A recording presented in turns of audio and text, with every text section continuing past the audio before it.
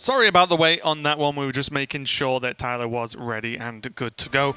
But just to remind you, if you need reminding, Tyler versus Pathra is coming up right now. I believe the players are pretty much ready. I know you have looked at us and heard us talk for far too long for your liking. I apologize, chat. We're doing our best. But yeah, it's going to be the Mage versus Hunter matchup. And overall, just to very quickly recap, what are you thinking about the matchup? I think it could actually be very close. I think I would put Pathra at a slight advantage here. I think she's got a pretty standard build of the Hunter, which I think does relatively well against the Mage, especially as Tyler's deck is a bit of a question mark for me. Haven't play tested with his version myself, with both the Questings and the Lunar Pocket Galaxy. But this is Mage. It can do disgustingly powerful things, make no mistake. Let's go into game number one. Pathra on the top on the Hunter, and Tyler on the bottom on the Mage. And already a bit of a tough mulligan, actually. I think the Mage mulligan is one of the harder ones outside of a few obvious easy keeps. But this one, you know, Arcane Intellect now 2 Banana Buffoon and the Frostball. What are you thinking about that? I like this a lot. I think Banana Buffoon and Arcane Intellect are definitely two of the cards you're looking for. Whether you're on the coin or not, I think they're just two of the best cards early on. And Frostbolt is just good insurance, right? If we see an early Huffer, an early Scavenging Hyena, poof, just bolt it away and then carry on very happily. Definitely one of the benefits in this matchup, specifically of running the double Frostbolt, means that you can just kill so many of the minions just straight away, even with the help of a ping. For some of the animal companions, for example, it's just easy, isn't it? Just Frostbolt, ping, done, finished. Well, speaking of animal companions, it is Leok. Not the one Pathra is after at all. Definitely the one that Tyler is happy to see there. As, wow, picking up the questing here. This is kind of getting close to the point where the questing could actually be pretty powerful. There is a single deadly shot in the deck for Pathra at the moment. And yeah, next turn could be a little bit nutty. Very interesting as to how Tyler will approach it. Like, I mean, we could even have seen Elemental Evocation into the Mana Cyclone this turn. I agree it probably wasn't good enough because it just gets VT'd, value traded by the Leok. Just added time by adding that abbreviation in because I had to explain it afterwards. It's like the jokes you have to explain afterwards. Always the best, right? Yeah. But Pathra did get Master's Call, which is obviously a big deal. Probably the best card in any Hunter deck that runs it. I'd agree. I think it's the card that if you don't have it, you feel it very much. Even if it doesn't produce the most broken turns, it's the card that allows you to play cards like Timberwolf, which are very, very low value, because by drawing all those beasts every single game, or the vast majority of games, like you said, it ties everything together. These combos work because of Master's Call. And also as well, the kind of, in a roundabout way, by it drawing the 3 unique beasts, it also makes it more consistent because you roughly know what you're going to get all the time, or at least what you're very likely to get, because it can't draw the same thing twice, so you always get a pretty even spread. Give me a quest. Looks like Tyler is going with this question. I mean, by picking up the second Cyclone, Tyler can just absolutely pop off on this turn. It's actually insane, and this is, again, this is just where Mage is right now. It's sometimes you just break things. My only worry is Tyler may have waited a little bit to do this. I think this was fine, because the only spell he can get that he could play for 0 mana would be another Cyclone. Okay, as long as he got all that in before the rope, it would have been fine. Whew. That is a stupidly powerful turn that Tyler just pulled off. And it's going to take a stupidly powerful response from Pathra, which, well, she has. Yeah, it's almost there, right? I mean, an Unleash the Hounds would be pretty nutty on this turn, but... It would, but even just kill command Spring Paw. Yeah. Links, trade, you leave a 2/2 on the board? Leok? Like, she really wants to fit in a Scavenging Hyena on this turn, because that's how she makes the counter push. But I'm just not sure if she can, right? Yeah. Even with the double buff of the Timberwolf and the Leok, those Spring Paws and the Links only go up to 3 attack, which isn't quite there. I think, knowing how Tyler's deck is built, you just use the kill command, leave a 2/2 Leok on the board, and call that a victory. Yeah. You've got plenty of other stuff, for the following turns, right? You save the Timberwolf, you save the Shimmerfly, you've still got Tundra Rhino, you've still got Scalehide. Like, I think knowing that this is one of the more powerful things Tyler can do, you just say okay. Because all I see here is effectively a Rogue Van Cleef turn that you get to answer without it doing any damage. This is interesting. I'm not certain. Like, this turn was really complicated from Pathra, and this was like, I think, the baseline best play. Like, nothing can go wrong with this play, but I wonder if there was a way to optimize it where play the Scale Hide instead of the Spring Pause, because Spring Pause with this hand was really, really good. Like, being able to buff up the Hyena and get the buff with Timberwolf and the Leok as well, holding on to the Unleash the Hounds would have been, oh sorry, the Spring Pause I think was like a way to maybe optimize that, but then you have to leave minions in play in order to do that, and maybe that's not worth it. I wonder if that becomes not worth it because of the amount of freezes that Tyler has. Maybe. Because if you make one big Hyena, great. Yes, we can see Polymorph, but that card isn't a card right now. But the fact that you know there's so many freezes in the deck means that, well, if you make a big Hyena, then it just gets frozen for like 3 turns. Well, and you've left something alive. It could be a problem. But the unexpected results along with Khadgar, That's pretty nuts. has just built a good board again, and Pathra with this Hunter deck can't really do the same thing twice in terms of that Leok turn. It would need to be, what, exactly Unleash with these 2 Timberwolves? She's just losing on board as it currently stands. Which is, again, you know, a reason why I wanted to look at holding onto the Spring Pause from last turn, because it would make this a lot more tolerable, but at the same time, it would be another minion for Tyler, so the situation would be worse for her now. I can totally understand wanting to just clear off all the minions from the board, because the least amount of stuff could go wrong. And this is one of the, I would say, strange things about the Hearthstone meta right now, is that a lot of the decks that can play late and go big in a hard late game can also do stuff early game, because this feels very similar to when Bomb Warrior takes control over a Hunter. It's like, wait, why isn't the Hunter got the board early game? Why is this deck allowed to do this early game and it can also have insane late game? It's nuts, isn't it?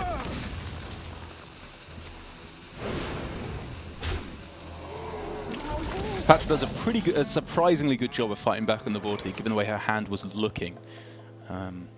I think that's probably the best way to go about it. Like, the Tundra Rhino, I think, was not that valuable of a resource at the moment, because I don't believe she's looking an OTK anytime soon. And so just clearing off the board while she can, it feels pretty good, I think. Yeah, just got to get not overran. Yeah. And now, a couple of choices from Tyler. He does have this Banana Buffoon that he can play and just get some extra bananas.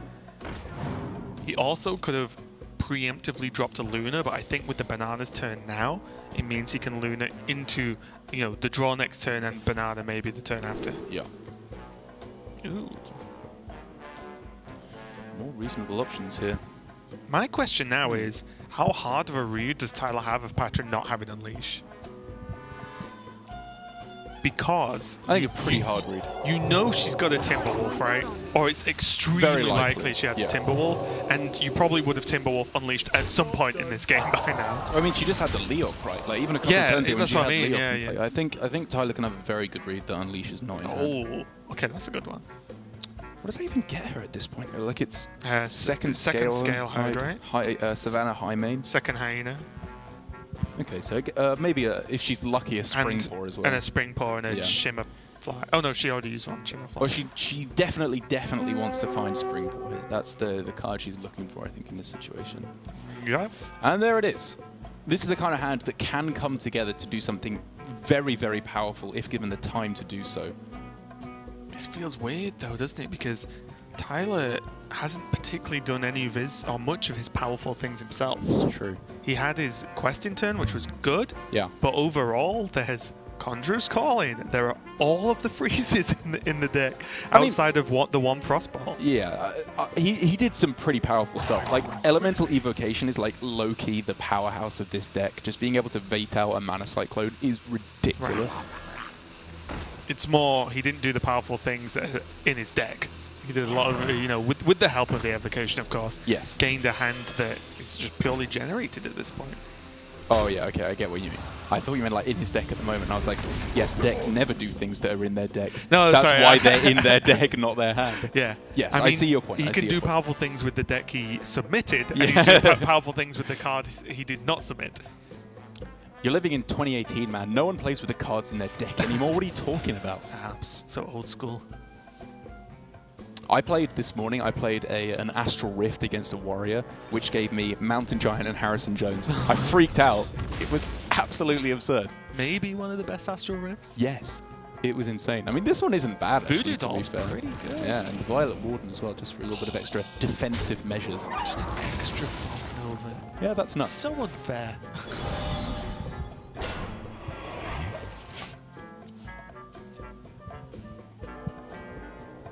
Did Tyler have... Was Ray of Frost the rightmost card in his hand at the start of this turn? Because if so, I don't think so, right? was it not? What was the rightmost card in his hand? Oh, wait. I think it might have Oh, been. it might have been, right? Because everything else he was Yeah. generated last turn, the Astral Rift and stuff. Yeah, because like if so, I think like getting a Luna down was looking pretty good there, right? Because if he takes this too slow, he's running into fear of Zul'jin is the main thing. Because if Pathra buys herself enough time, then plays Zul'jin, I think Tyler will struggle to come back, or at the very least, that's the main way he could fall behind. I think for Zul'jin to come down anytime soon, Pathra has to have a very, very powerful hand because she's cast. There's 2 Master's Calls and a kill command. There's not much else. That's it, right? That's fair, and that, yeah. well, there's nothing to draw because there's no Dire Frenzy been played. So I think right now Tyler's feeling okay after seeing this turn, mainly because this cheeky polymorph in hand. He's just like, ah, nice hyena. Would you like me to turn it into a sheep? It's a sheep in hyena's clothing. Cybertech chip. If only there was one more mana for Pathra. Would have been a pretty solid board to do that on. I think she'll settle with this though. This is the swing turn for Pathra. This is what she's been building to for a long time now. And it is very, very welcome, but just, wow, with purely the pickup of the snap freeze, Tyler shuts this down very easily. I mean, he had so many ways to do it, but that's just like the cheapest way. Like polymorph ping. I mean, a polymorph ping, you had Voodoo Doll ping, but now we can see Frost Nova, Snap Freeze, and even like double Ray of Frost to clear off some of the smaller minions as well. I also wonder how good just Frost Nova pass deal with it next turn would have been. I think this is okay because the mana difference in Snap Freezing wouldn't have made this turn any better, right? Yeah, okay. And this gets the That's fair. expensive high-cost mana spells out the way. Yeah. Uses Polymorph now. Oh no, he takes 3 damage, 5 with hero power. And then he has more room and more flexibility going forward. Tyler does leave himself very weak to high main with this play though, which is in the deck. This was not a There generated is a 1 high high main in the deck. Yeah. And with double Master's Call played, right, your opponent's probably got it. all but guaranteed. I think Tyler could have made a very good read on that being Savannah high main at this point. And so, you know, obviously Voodoo Doll and Snap Freeze are much worse against the high main, whereas they would have been perfectly good against the Hyena on that turn. I wonder if there's a chance he just forgot. I mean, maybe. It's also the fact... Because it's a weird... Well, it's also the fact that with the Snap Freeze, like, he's looking for something better. He doesn't want to use a Frost Nova on that turn because Frost Nova is also a card that can get very good the longer you leave it. Choosing to use a Ray of Frost to delay the high main attack and then use a ping to actually remove a minion. What a weird turn. And not ping off the Voodoo Doll, but I think I like this because, well, if you pin the Voodoo Doll, he's only removed 2 damage from the board, right? Whereas this removes 6 damage this turn, then the Voodoo Doll can die, and then he can deal with whatever the turn after. I'm still just surprised that for Tyler we haven't seen Luna come down until this point because he needs card draw, right? He's in a good spot, but he needs the cards to lock this out. Next turn. Tyler, there's a reason they asked you to put the backdrops on, and it's to make sure brands do not come up on stream, all right? Put your crisps away. That's why the camera's aimed a little bit too high. Just bunching on crisps. It's probably what he was taking a picture of at the start with his camera. Like, ooh, gonna eat these bad boys in a minute. Well, people need to know these things, Derek. Got to get on this taking picture of all your food train. I wonder. So now, Arcane Insight was a little bit frustrating there for the draw, which means there's no really big Luna turn available, and now he's just going to give his Voodoo Doll some food. The old Swole Doll, buffing it up with the bananas. Which, I mean, it works out pretty well here, right? He's able to take out most of the board. As double Sorcerer's Apprentice is like so close to being next insane turn, now. there's some cards being drawn. And I guess Tyler just sets up for an Uber combo next turn, right? I wonder if Nova's just fine here. I think it's too valuable. But you have another one, and you have the Ray of Frost, and you have 18,000 spells and card draw next turn. I guess he has no heal in the deck. Like, taking this chip damage turn off the turn for Tyler, Like it feels like that's the way he loses. Yeah, 5-7 with hero power is like, okay, he's going for a Ray of Frost, fine. Yeah. But yeah, it would just like, I think for that turn, look at the potential card draw plus card generation he has the turn after. Yeah. I think one Nova would have been fine. Like, you know, to Tyler's credit, every good card at this point has been at the bottom of his deck. He hasn't found Luna's Pocket Galaxy, he hasn't found the Mountain Giants, and he hasn't found the Conjurer's Callings. But I feel like he could have gotten to those quicker by playing the Luna. Yeah. What he does have now is with Luna into double Apprentice, the Novas become 1 mana, so he can just Nova for even longer going forward. But, Ooh.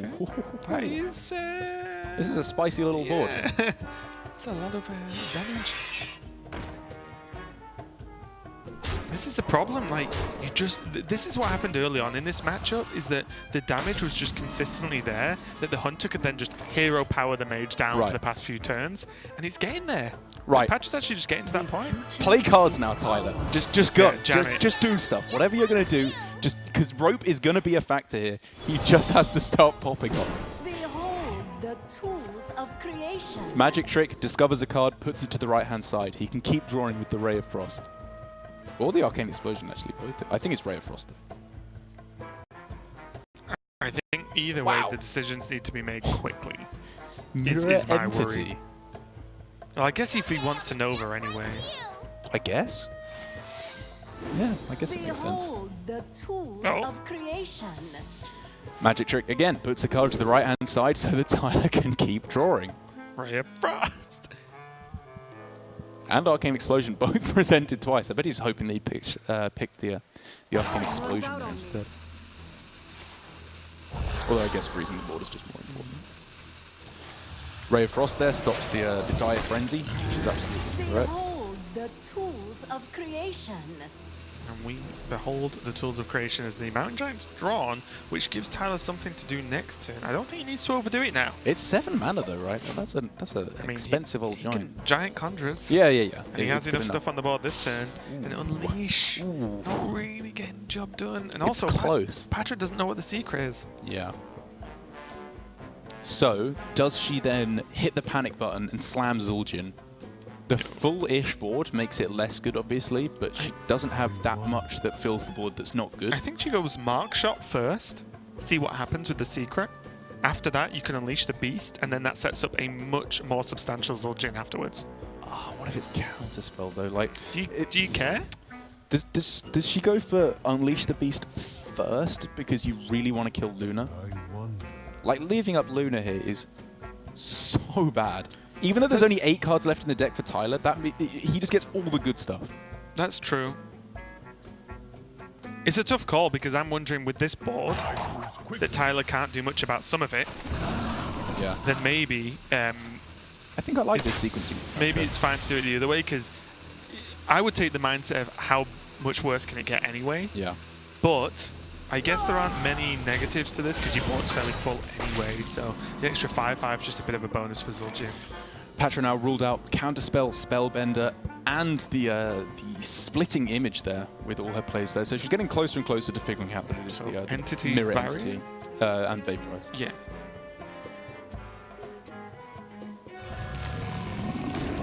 But here we go, the power play that we've been waiting for what feels like a long time now for Tyler.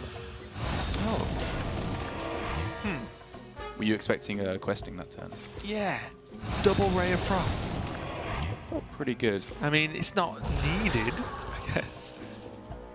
Yeah, I mean, he sets up pretty easily 2-turn lethal, and I guess he didn't want to board lock himself. Is kind of a consideration, but not really. I was going to say, for what, though? Yeah, Everything's yeah. frozen. The board being one bigger doesn't change anything, right? Unless Pathra pulls out some Frost Novas for herself, which I'd be very surprised at and would question some of the rules of the game. So how much damage are we looking at here for Tyler with, what is that, like 22? Well over lethal on this turn, so Pathra obviously has to come up with some kind of response. Is that Zul'jin, or is it Explosive Shot? She knows it's not Counterspell or Spellbender at this point, so we could see Explosive Shot on the left-hand Grave Horror, and then...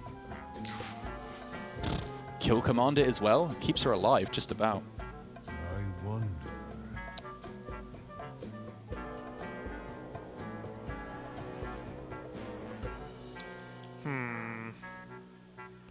So what if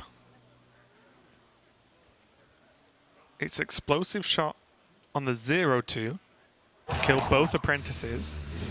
You kill command and hero power face, then you close your eyes and press Zul'jin the turn after because you are technically not dead on both. They need 1 damage then to kill you. Well, there's only really Frostbolt. Yeah, there's right? not. You know what I mean? There isn't much yeah. damage. I'm saying, like, does this ever win the game? That's that's actually quite a good consideration. I don't know. Maybe it does, and I've just not thought about the outcomes quick enough. But reducing so Tyler can't 0-cost spells. Yeah. And pushing as much damage to face as possible, because I think Patra's going to press Zul'jin next turn anyway. Especially as Tyler does not have much in the way of freeze. Only a single non-twin spelled copy of Brave of Just Frost. think, if Tyler played the quest in. Well, it gets a bit different, right? Because if Tyler had played the questing, he wouldn't have had the mana to go double Conjurers last turn. So he would have actually put less power on board, I think, overall. Or it would have been equal, right? Because the double Ray of Frost. Well, it was only the 1 Ray of Frost, because it wasn't a twin was it spell single? version. Oh, Yeah. sorry. So I think it was slightly less power. Yep. I thought it was double, that's all. Yeah. That Dire Frenzy, just too little, too late. And this is the worry now, right? This is what I was worried about with that play, is this Zul'jin gets played anyway, and now it's just less likely you randomly kill your opponent. Yeah. It was a long shot anyway, but if 2 kill commands go face, then it's looking pretty okay. I think I would like to see a trade-in of one of the minions there from Pathra, just because... Oh, there's Animal Comp as well, right? Yeah, well, she has four beast summoning spells, I think. But it's going to work out for her anyway. She'll get all the summons that she needs. Oh! Oof, you hate to see that. Yeah. This has been going pretty poorly, actually, for Pathra so far. Oh, wow, that's a lot of value. Oh, okay. That's the best. Wow. That's the best target Okay. by miles. That isn't so bad. I mean, it keeps Pathra in the game, right? Tyler is actually now behind, right? As crazy as it seems. Wow, that explosive shot that was insane. That was absolutely insane. And what can Tyler even draw now? Like, Sea Giant is okay. It kind of has to be the second Conjurer's Calling right now, though. Is he just dead? I think he's just dead. He can go What can you do? ping and then trade in. Yeah. He can stay alive? From his perspective, at least. The problem is, the more he plays on the board, the more Unleash is going to be nuts. Pretty much. Wow. You win this. Just slips What a away game. from him. Tyler looking like he's miles What a in the game. lead. You can see the elation through Patra's body language at taking that win. Super, super important. Well, just for tournament, I don't know, not life at this point, but credibility. Like, you know, proving that she deserves her spot here in Grandmasters after a pretty rough start. She's been looking a lot more on form the last couple of weeks. Yeah, I think for me as well, is what was nuts is the Cybertech chip early on helping to get the Whelp that put a 7/7 on the board, which was just a big deal and, you know, an added threat that just wouldn't have been there otherwise. So that was a crazy game. It looked like quite easily Tyler's to lose, and in fact he did lose it off the back of that Zul'jin, and the explosive shots having a huge impact on that game. So with the help of some of those spells, Pathra got the job done and went 1-0 up versus Tyler. We're going to continue the series after a very short break. One night, I was called on to scry. But what is this symbol I spy? It's my own crystal ball. Yes, I'll answer the call. And the others will come by and by. That's right. We be calling a team in. The masters of plotting and scheming. By this candle a-glowing, I surely be knowing whose gold will be once more a-gleaming.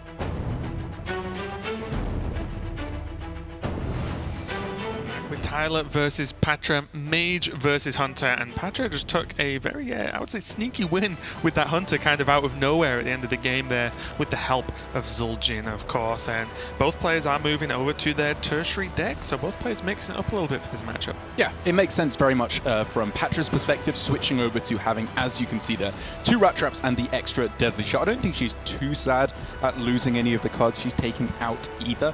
I guess a Mark Shot could be a little bit of extra removal that she will suffer in the mid-game to maybe kill off a questing or something like that. However, as we can see in Tyler's tertiary deck, he's actually taking out the Questing Adventurers and he's taking out the Stargaze Luna as well, 2 of the prime targets I would imagine for a Mark Shot, and switching in a little bit more anti-aggro into his strategy. Yeah, let's take a look at Tyler's deck just now. We can have a look, and yeah, it's looking pretty good for me. The Snip Snap, the Halftime Scavengers ×2, the Ziliax and the Sea Giant, and I would say in this matchup, not really losing too much overall. The Luna's Pocket Galaxy, not a big problem. You kind of don't have the 5 mana to just dump on a sort of blank turn against Hunter. And again, the Questings wasn't a huge fan of the start. Yes, there was a threat early game in game number 1 from Tyler, but it did get answered, and then there was not a lot of anything else afterwards. Yeah, and it also felt for me that for Tyler in that game, his deck was just doing like a lot of nothing in the mid game. Like there wasn't mid-game meat to just throw onto the board just as a threat. And it was just a sandwich with 2 pieces of bread and that's it. Right, exactly. He needs the meat in the middle, which is the Snip Snap. It's not particularly tender, but it should get the job done. Yeah, as long as it fills the role, then that's absolutely fine. The 2 Halftime Scavengers as well there, and as I mentioned in the earlier Mage match we talked about, is I think it's not the most mind-blowing card, it's not the most genius tech in the world, but it's just a 4-drop that gets stuff done. Yeah. And I think when we're looking at some other 4-drops that have gained some health recently, Thunderhead for example, even a 3-5 is still pretty solid versus most decks, and the fact that it isn't a 3-6 like some of the other buffed ones, it has stealth, which means it survives much longer in general anyway. So I think the Halftime Scavengers is a pretty decent pick too. I think so too. I think also just the effect the Halftime Scavenger has of being a target that very likely survives for Conjurer's Calling is very, very useful against Hunter specifically, because in the early game, Hunter can put on pressure with the 1-drops, especially into the Animal Companion curve. Speak the devil. But for the most part, it's just a pile of removal in the early game. Like even the kill command, the spring pause, everything you throw down early on can just kill off anything the mage develops, except the Halftime Scavenger. Yeah. And most importantly as well, I feel like the Hunter's damage early game is a lot of little chip damage, and it helps win games, of course, because it pushes you closer to just with those hero powers as well, get in there, but it's not tons, which means if the Halftime Scavenger kills 1 to 2 minions and overkills them, you're probably at least an equal health as to what you lost to what you gained. So I think overall it's going to be pretty solid here for Tyler, and now he just needs to work out how he wants to divvy these resources out, because with the coin, he does have a lot of options in this turn and next. Right, and that's the interesting thing about the coin, is that even though we've been singing the praises of Halftime Scavenger, I'm not even convinced that it was a correct keep, because he's on the coin, which means that you can do the broken stuff for which Mage is already infamous, I would say, despite it being a relatively recent deck in the Mana Cyclone Mage. Like, I think against the Hunter, he's looking more for cards like the Sorcerer's Apprentice Mana Cyclone, or just an early Giant Conjurer's Calling. But it's interesting. It's very interesting. Yeah, I think it's one thing, at least I find very difficult about the game, is having a decent card in your mulligan and choosing to throw that away for a better card, or potentially a worse card, is very difficult a lot of the time. I think players go, oh, it's okay, I'll keep it, because I don't want it to be bad, as opposed to, if I throw it away, I could get something really good. But I don't think that's the way you play Mage. I think that you play Mage to do awesome stuff. Like, the deck, all the individual cards in the deck are not that strong. They have to work together to reach their high power level. And so I do like being a little bit more optimistic with the way you play Mage. But it's still going to be fine here. Like you said, it's a decent card that you can just drop on turn 4 before he goes for the more powerful combos. And now the question, where do you put that Dire Frenzy? Up on the That's links? interesting. Because it's not going to gain, it's not the Spring Paw, so it's not going to gain, have the battle cry of creating a 1-1. And 3 mana 7/7s are pretty good. Maybe even through freeze, because it also makes it harder to trade into. You were thinking of the... Yeah, to be honest, I hadn't even considered the Misha. I was looking at the... it's just what does Mage do versus cheap 7/7s? Like, Conjurers calling it? Like, you're pretty happy if they Conjurers. Yeah, great. I have 2 minions instead of Yeah. 1 now as Hunter. Perfect. I'm not saying I would have just snap done it, but I think it was something to consider. If it was a Spring Paw, sign me up for that one. But the fact it's a Lynx just doesn't feel quite as cool, does it? Tyler here against the onslaught, like the absolute just pummeling that he is getting at the hands of Pathra here, decides that the halftime scavenger is just too slow. I'm not using that as justification to say it was a wrong card to keep in the mulligan, because you cannot expect that your opponent spends literally all of their mana on turns 1 through 4 on proactive minion development. Sorry, I really want to see Die Frenzy on the Misha and go face. Really? Oh, that's a lot of damage. That is your a lot of opponent's damage. on 21. Yeah. And you've got a hatchet for next turn. Also, shuffling in the Mishas is really good. Yeah, that's what I'm just, I don't know, those are good minions. And Tyler's got nothing. He coined the Snip Snap out, and it's done nothing this game. And it's a thing, I'm not saying that coin was necessarily wrong on the Snip Snap, but if he'd saved it and coined out the half-time, same thing, it could have, obviously this is just thinking backwards from the game, but with the higher health toll, it could have maybe done more. There's Pathra going with a second option here, which puts by far the most amount of damage through to face, with or without the hero power. Which is essentially the hero power instead. Wow, she's actually going for the trading route instead. I don't know. That could have been 8 push damage even with that play. That was a lot. That was a lot of missed damage. I think I would have preferred a slightly higher face push there. Like, the Snip Snap has proven to have been not that good. There is now Ziliax in the deck for Tyler, which... Well, Ziliax is the same level of problem this turn. Yeah, that's true. For me, clear all the mechs or don't clear any of them. It is the way I would view it, playing around Ziliax. Yeah. Sure, Ziliax would have been really bad if she'd left up the Snip Snap. But there could have been 1 or 2 less trades on the 1/1s. Yeah. And you could have pushed 8 damage, which instead of 4. Yes, I think she... Which is a lot. I feel like that was a halfway approach that could have been maybe optimized a little bit.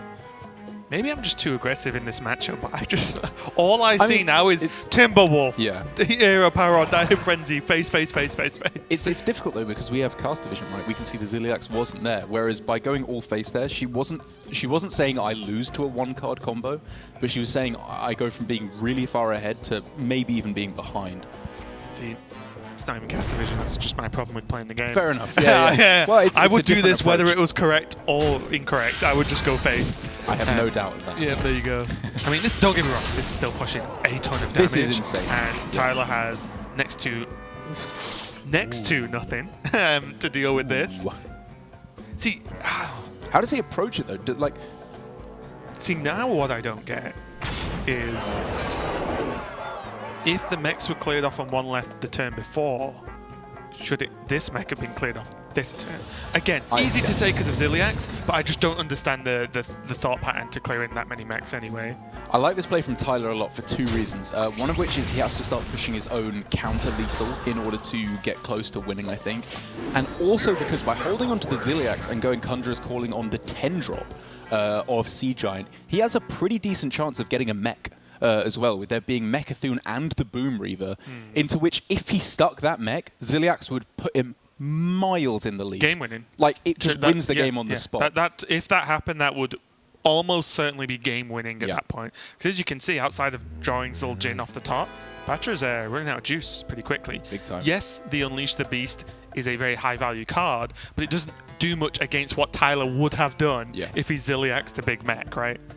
And unfortunately for Tyler, he didn't find the... yeah, and this is just going to be within a Hero Power's point of winning here. I mean, she's come to the conclusion that Ziliax is not there. the prey. Hands together in prayer, and she is going to be met with the very sad news. Ziliax is there. Problem is, it's not even game winning. It's not even game winning. Yeah, only Ziliax ping. But it has to come down. Ziliax 100% has to hit the board, or Tyler is 100% dead next turn. Yeah, the last thing that Pathra wanted to see there.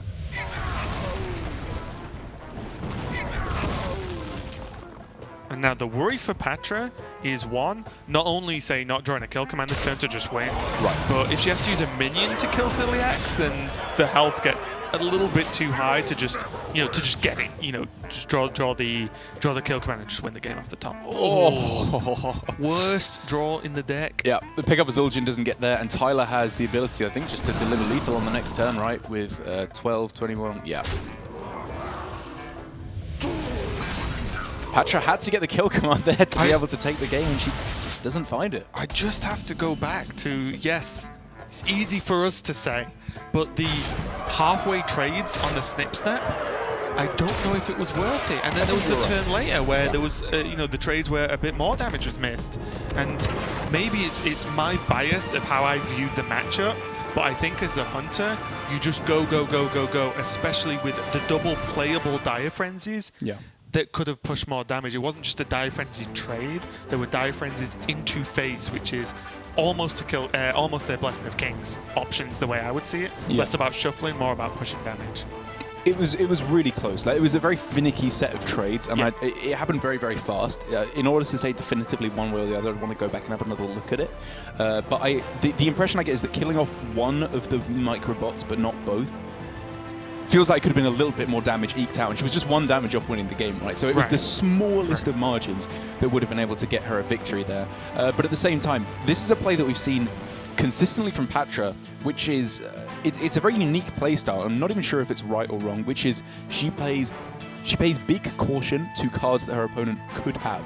Right. Like, for example, last week we saw her with the Rogue playing around Conjurer's Calling a lot, killing off the Mountain Giants every single time, which makes sense. If they play the Conjurer's Calling, you just lose.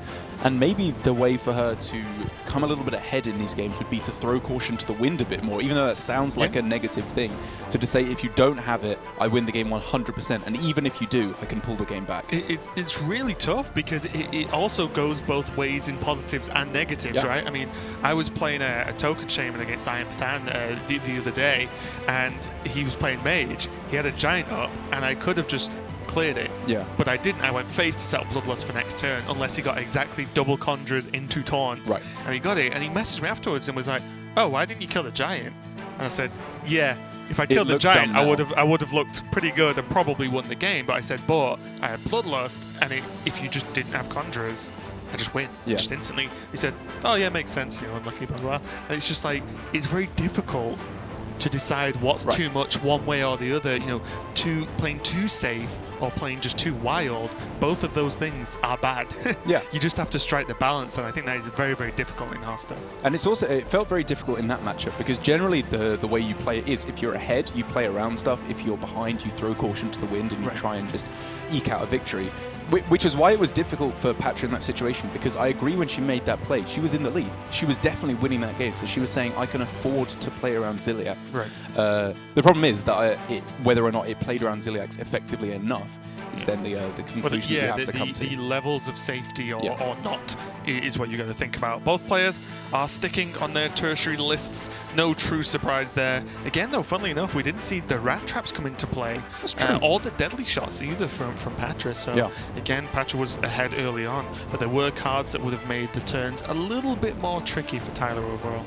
Yeah, and she'll definitely be looking for those cards. I think specifically the rat traps early on, because Deadly Shot is a card that can be very powerful, but if Tyler knows what he's doing, he'll play around it as much as possible. I think it's very unlikely, unless he's got his back very much against the wall, that we will see just Giant played on curve, because I think he'll realize he has to save that to go with Conjurer's Calling. Well, there you go. I think as well, what's good about Rat Trap, at least in a lot of the matchups, to be fair, is that as Hunter, you were saying earlier, you don't often do much early game anymore. Yeah. It's very small and not very effective most of the time. Whereas just spending 2 mana, getting the Rat Trap down and being like, right, for the rest of the game, you always have to at least consider the Rat Trap. Yeah. And that's just a good use of early game mana that Hunter actually doesn't really have right now. Pathra holding on to the Deadly Shot there is something I find kind of interesting, because she is on the coin, which means therefore Tyler is much, much less likely to get down an early Mountain Giant. I definitely would not have liked to see her hold on to 2. 1, I think, is a little bit more reasonable, also because it can hit the half-time scavengers, which is very, very difficult to deal with outside of that. So I think it's a reasonable keep, given that she had the scavenging hyena as well. Although I definitely wouldn't have hated to see the deadly shot go and look for more of the cards like Animal Companion and Dire Frenzy. Yeah, I think, again, I play Hunter to the extremes. I almost always now just 4 mulligan for Master's Call because any game I've had without drawing it feels miserable. It isn't fun. Yeah. It normally doesn't go too well. But Pathra just getting this hyena down is pretty nice, and the fact it lived tells Pathra a lot. Although I don't know if Tyler would have forgone an Arcane Intellect to Frostbolt hyena or not. It's Probably a tough one. Like you said, probably not. But now, this is the moment in the matchup where you, even right now, have to play, in my opinion, highly aggressive and go for the kill. Look how good Patra's board is. Look how much nothing really Tyler has in terms of actually being able to deal with these minions permanently. So now, the second Patra sees these minions stick, it should be just a flashing light go off and say, right, go. Oh yeah, you go for the throat hit, because Tyler's, like, it's such a weird position, because we can clearly see Patra does not have the spring pause. But from where Tyler sat, as soon as he develops a single minion, double spring pull comes down, the hyena gets super buff, and then he's just dying. Which you can see it on his face. He doesn't feel able to develop anything. And the problem with Frost Nova is, okay, it buys him time, but what else does it do? Yeah. Nothing. He still can't really develop with this board unless he goes Frost Nova. Maybe if he Frost Nova coined Evocation into the Mana Cyclone and hope for a dream, fine. But outside of that, which is a long shot. Oof. And I think this is a mature play from Tyler, which is that very often with this mage deck, you have to play to what you can get off the top of your deck. Because again, it relies on combinations of cards. The individual cards that you're playing out are not strong enough. And so I think Tyler here very cleverly playing to the out of Mirror Image primarily to go with the Khadgar and the Sea Giant, but also just Sorcerer's Apprentice or Conjurer's Calling.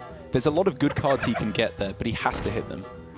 And this is a nice play, because what this does is make that ping really bad now for Tyler, because if he pings the hyena, the other hyena gets buffed, and it can't be cleared off so easily. Luckily enough for Tyler, he did pick up the Frostbolt, so he can ping the 2-1 and then Frostbolt the hyena. But again, there's still just 2 Mishas sitting there. 2 big, very angry bears. So does he go Frost Nova Ping on this turn? Like, again, he has to get something else in order to be able to take this game. We could see Frost Nova Ping Evocation Cyclone, but that feels bad. Well, the problem with that is it means the hyena isn't Frostboltable next turn. Always, because the Cyclone's on the board, which means minions can be traded into. So you don't play the Cyclone?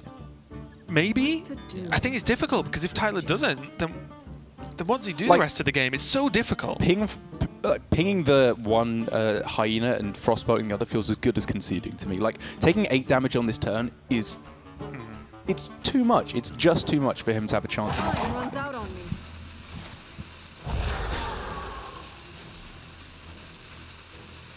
I think something has to be dealt with.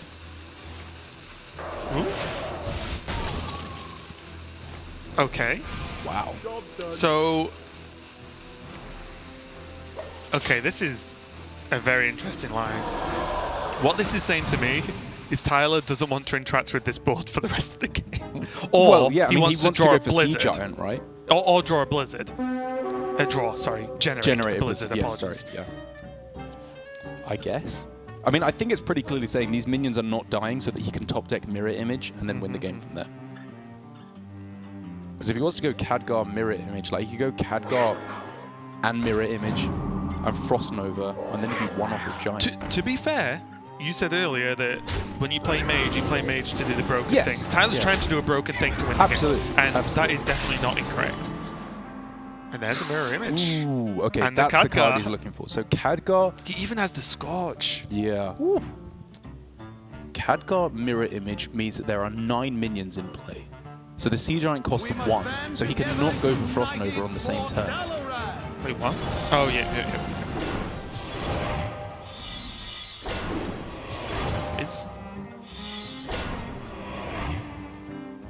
So he just Scorches instead? I guess so. I mean, it feels risky as all hell. I mean, if Patra's got Unleash Yeah. and Timberwolves, then you know what? Good for Welcome you. to the game. Yeah. Like, you lose, great. But if she doesn't, well, this changes a few things. Yeah, it does mean that with the out of Conjurer's Calling, Tyler is still very much in this game, especially as he has the Frost Nova to go along with it. Which poses an interesting question to Pathra, because can she get to the point where Deadly Shot is 100% kill on the Sea Giant? Because if not, she actually has to think about not killing the mirror images here, I think. To not allow Tyler to go wide Right. with a Conjurer's Exactly. backswing, because the biggest fear, Conjurer's Nova. Yes, exactly. then you That's die. the Like, absolute nightmare for That Pathra. it's what Mage specializes in these matchups, is the dodge of the punch and then the return swing to end the game. And the Nova is the vital point in that.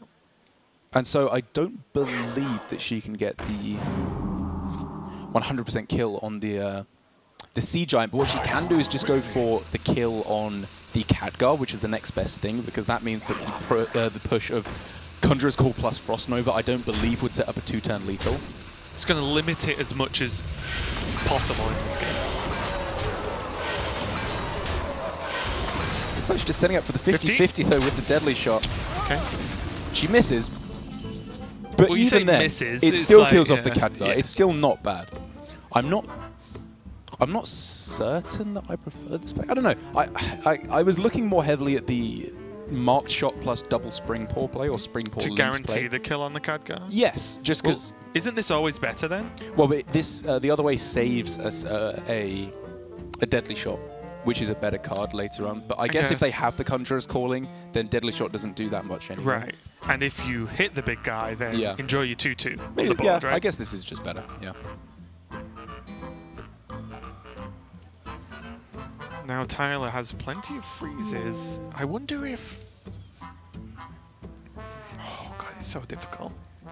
I mean, what's his win condition at this point? Tyler needs. I think this Mountain Giant has to survive for him to have any chance at all.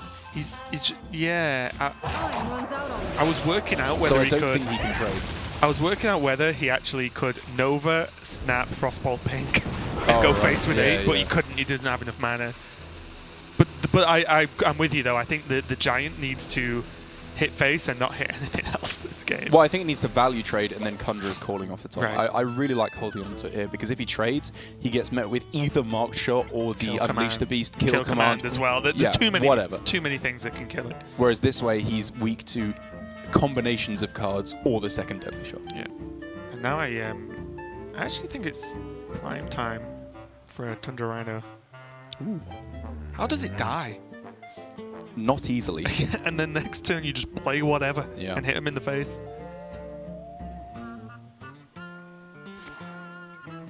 Oh, going for the art of discovering something to kill it off. Oh, Wing Blast. Wing Blast with the links can do it. Yeah. Or that was- Hunter's Mark does the same thing, right? They're both Sure. exactly the same. Wing Blast is a bit cool though. It is a bit cooler. You get to save a mana with Wing Blast. But with Deadly Shot, you use all your mana. More mana efficient. Ooh.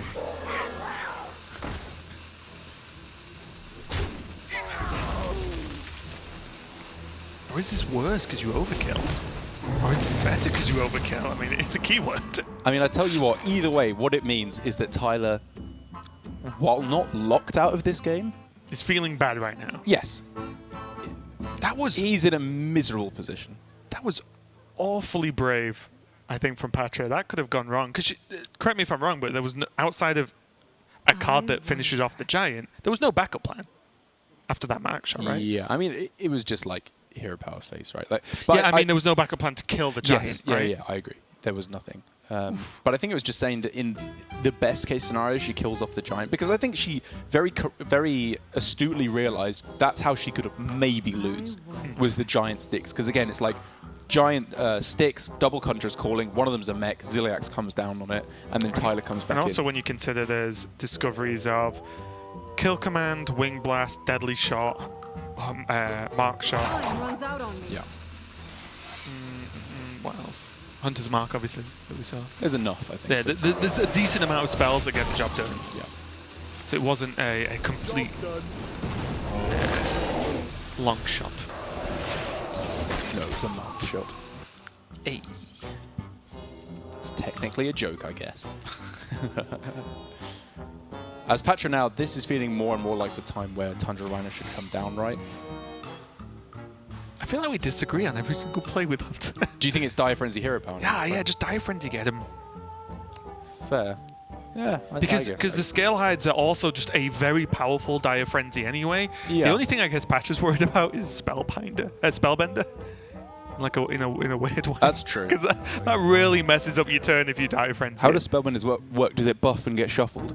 I believe so, yeah, because Okay. it just acts like you're if you're allowed to target it, it's Yeah. allowed to go off, right? It can't target it and then go, you're not a beast. Yeah, Wait, yeah.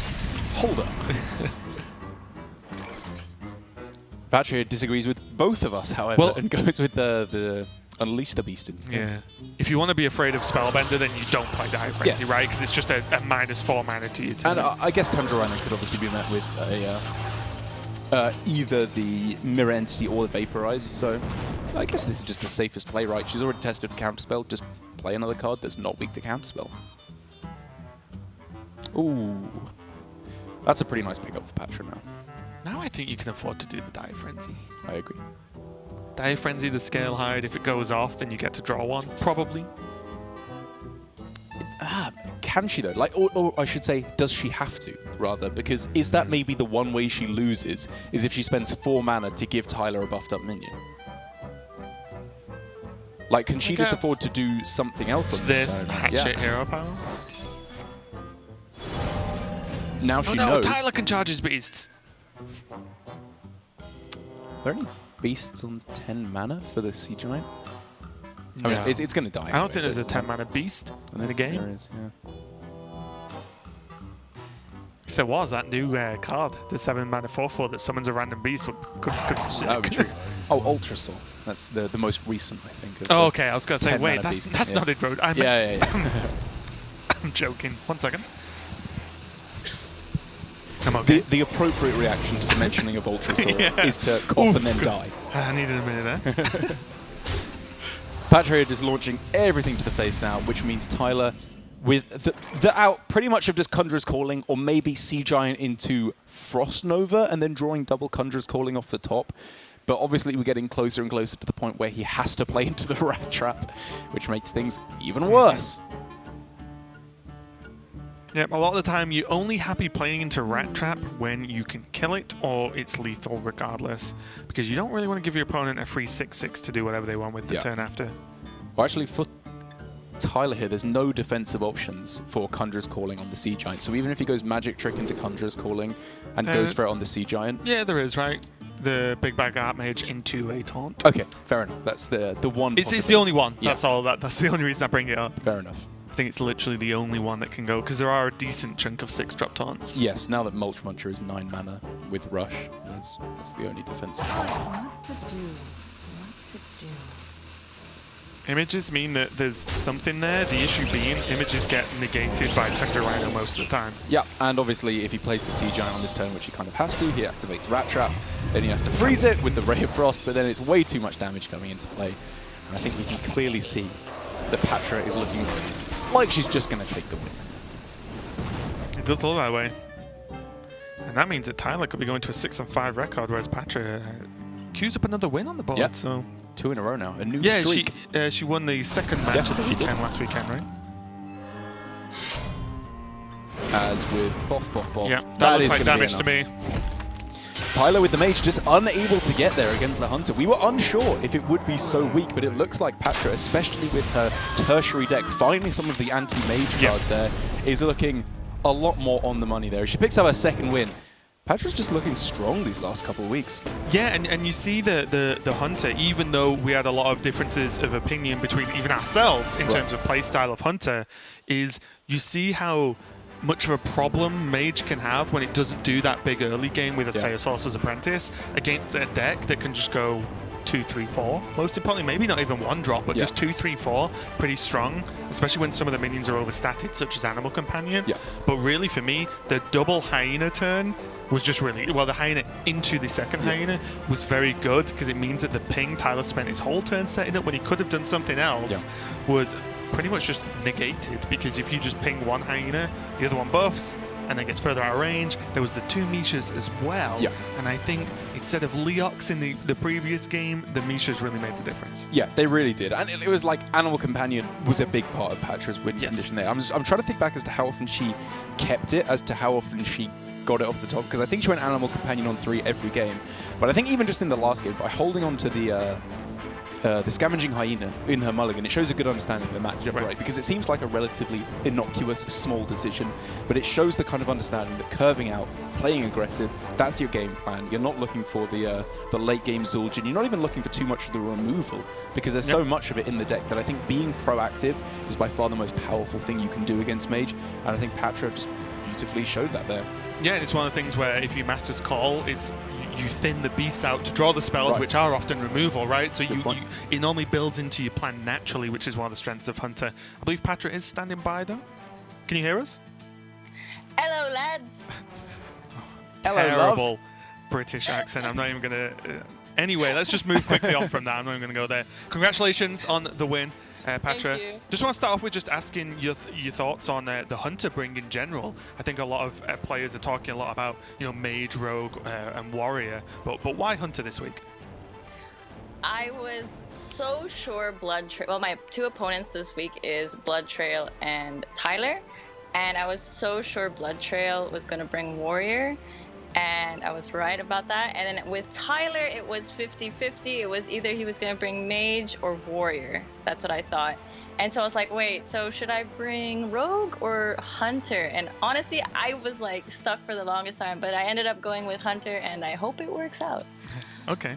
Well, I guess actually I just want to ask you, while you're talking about that, is what is your opinion against the Warrior with your Hunter? Because I feel like I've actually heard some differing opinions about that.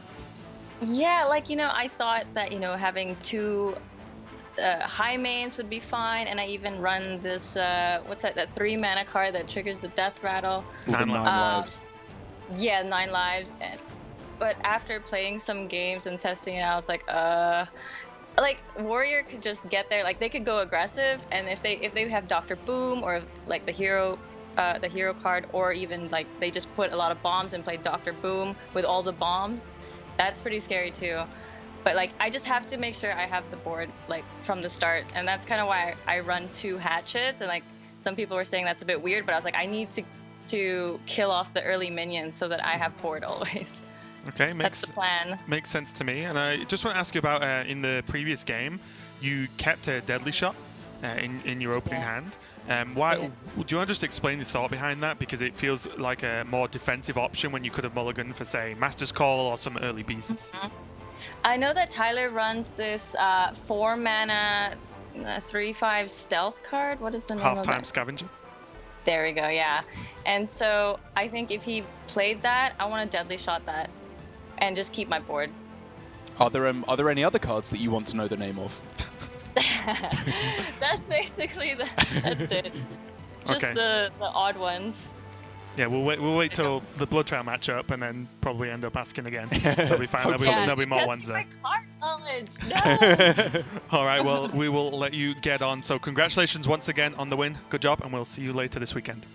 Thank you, guys. Bye. Okay, well, yeah, Pathra seemed pretty confident with that Hunter, actually. Some of the decision-making, even when, asking about it, she's like, yeah, I'll do this for this. So I feel like she's pretty well practiced with the Hunter deck, and it might have even been more of a comfort pick over the Rogue, potentially, that she was considering for the weekend. I think so too. I think that Pathra has been consistently one of the most well-prepped players here at Grandmasters, and I don't think that's been fairly reflected in her results.